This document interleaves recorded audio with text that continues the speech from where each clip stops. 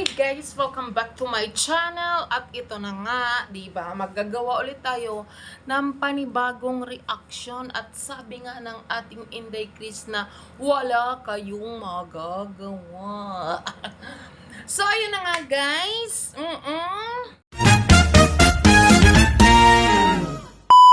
For today's video, gagawa ulit ako ng panibagong reaction guys. About sa buhay-buhay. Pakialamera lang. Kasi, nga naman, as we all know, ayun na nga, palagi nang kung bakit ganon kasigasig ang ating magandang babaeng Inday Krishna. Diba? Dito, na kahit gaano man kataas yung bundok, talagang sisikapin niyang akyatin yun. Dito makikita na gaano man kataas, katayog yung bundok na kanyang tahakin, talagang kasihudang magkadapa-dapa siya, aakyatin niya yun. Alang-alang sa pamilya, alang-alang na makatulong sa kanyang pamilya, at ganoon din katayog ang kanyang pangarap para maabot or mabigyan ng magandang kinabukasan ang kanyang pamilya. Diba? Kaya itong taong ito, itong batang ito, sa murang edad niya, napasan-pasan niya ang mga pangarap, ang kinabukasan, kung paano niya maiaahon ang kanyang pamilya sa kahirapan. Hindi sa kanya alintana anuman ang mangyari sa kanya, magpagulong-gulong man yan siya, mabash man siya, mapulaan man siya, lahat ng panglalait ibigay sa kanya, wala siyang pakialam. Kasi bakit? Ang nasa utak niya, 'di ba? Ang priority niya ang kanyang pamilya. 'Di ba? Dahil walang ibang magbibigay tulong or pagkain para mapakain, malamanan ang sikmura ng kanyang pamilya, kundi siya din. 'Di ba? Sa murang edad, pasan-pasan na niya sa balikat ang responsibilidad makatulong sa pamilya, mabigyan ng magandang kinabukasan ang kanyang pamilya. Kaya mula noon, lahat ng trabaho pinapasok niya dahil nasasaktan siyang makita ang kanyang pamilya na gutom, nangatulong, nag-uling, nagtrabaho sa mall, di ba? Lahat ginampanan niya ngayon. So ngayon, na unti-unti na tinatamasa na niya, alam na niya yung diskarte, kung saan siya papasok, kung saan siya mag-uumpisa, 'di ba? Para sa isang kabuhayan at para siya kumita ng pera para sa pamilya.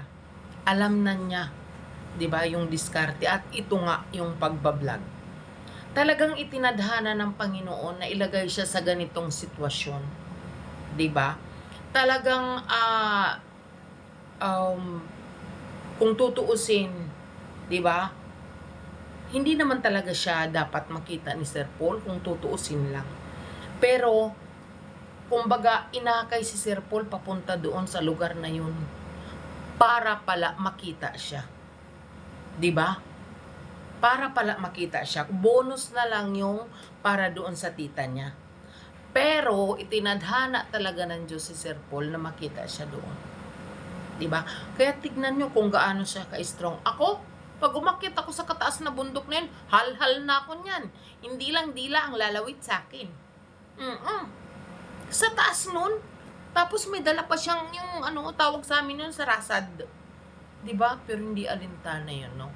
Tapos kayo, ibabash nyo lang ng ganon-ganon yung tao. 'Di ba? Ha? na wala naman kayong ambag sa pagkatao nitong batang ito? Diba? Tinulungan nyo ba siya na akain papunta dun sa bundok na yun? Hindi. Pero kung makapagsalita kayo, makapagsalita kayo, mang-bash kayo ng below the belt, ganon-ganon na lang. Pero yung ginagawa niya ngayon, nahirap sa buhay, pagsisikap para umangat, responsibilidad, hindi nyo kayang gawin yan. Diba? Ayun, nakita nyo, inabot na ng bagyo dun. Pero hindi yun alintana. Kasi ang gusto niya makatulong sa pamilya niya. Gusto niyang masigurado na yung pamilya niya ay safe. Bibihira sa mga ganyang edad na bata ang gagawa ng ganyan.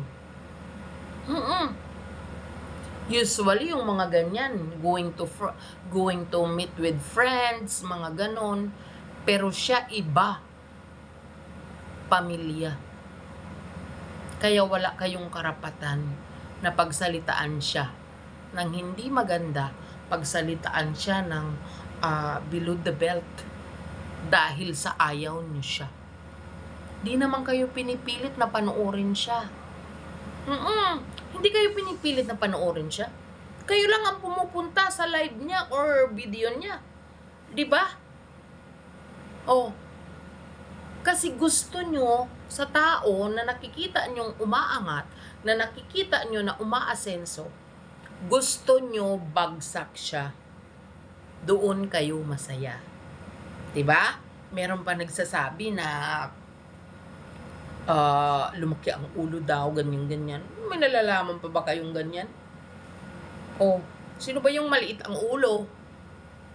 Diba? Na yung taong yan hindi nga nagsasalita. Puro lang trabaho. Tingnan nyo guys. Hindi biro yung umakyat doon sa kabundukan na yun. Napakahirap. Tapos may karga pa siya. Diba?